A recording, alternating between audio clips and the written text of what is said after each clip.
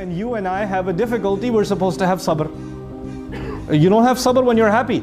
You're supposed to have sabr when you're upset, when something is wrong, when something goes badly. Look at the language of Allah Azza wa Jal. He says, وَبَشِّرِ الصَّابِرِينَ. Congratulate the people who have sabr. Subhanallah. Why? Because of the belief. For a believer, the attitude is entirely different. Maybe the whole ordeal, the entire trouble you are going through, the goal of it all was one thing, so you could have sabr. Because if you can have sabr, you are worthy of congratulations.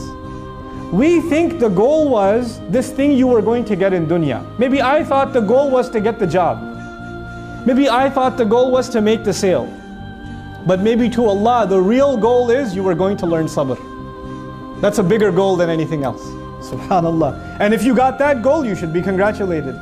Everything you get in this life is then a gift. It's not something you earned, it's a gift.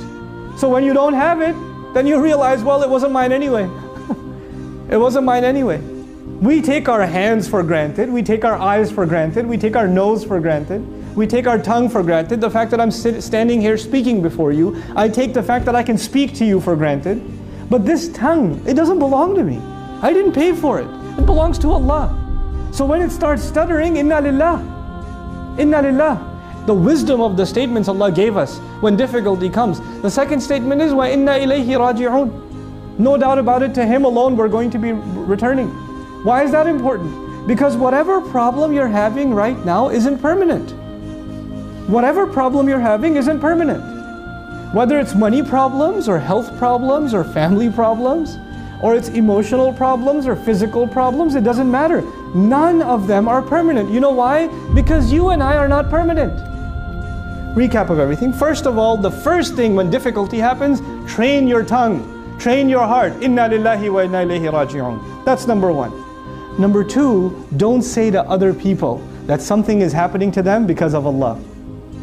Don't say this to people. Do not say this to people. If you want to say that to people, before you think of anyone else, think about yourself. You don't get to decide something happened from the ghaib, something happened from Allah, and you don't get to decide why did Allah do this, that He didn't offer His explanation to you. You don't have that license. And when it comes to ourselves, we have to make the distinction between things that are out of our hands, you can't control them, then we say inna lillahi wa inna ilayhi raji'un. And the things that are within our control, we have to take our own responsibility. We have to acknowledge the fact that we were the ones who messed up. We were the ones who should have done better. This is as a result of our own misbehavior. May Allah Azza wa Jal make us of those who pass all of these tests and are meeting with Him with light in our chests and light coming out of our right hands on the Day of Judgment.